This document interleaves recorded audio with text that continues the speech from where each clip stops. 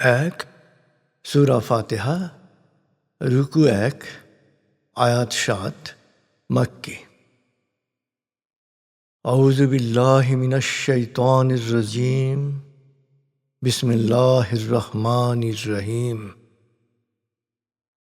সকল প্রশংসা বিশ্বজাহানের প্রতিপালক হে আল্লাহ তোমারই জন্যে। তুমি দয়াময়, মেহেরবান, কর্মফল দিবসের মালিক। আমরা শুধু তোমারই ইবাদত করি, শুধু তোমারই সাহায্য চাই। প্রভু হে, সাফল্যের সরল পথে, তোমার প্রিয়জনদের পথে আমাদের পরিচালিত করো।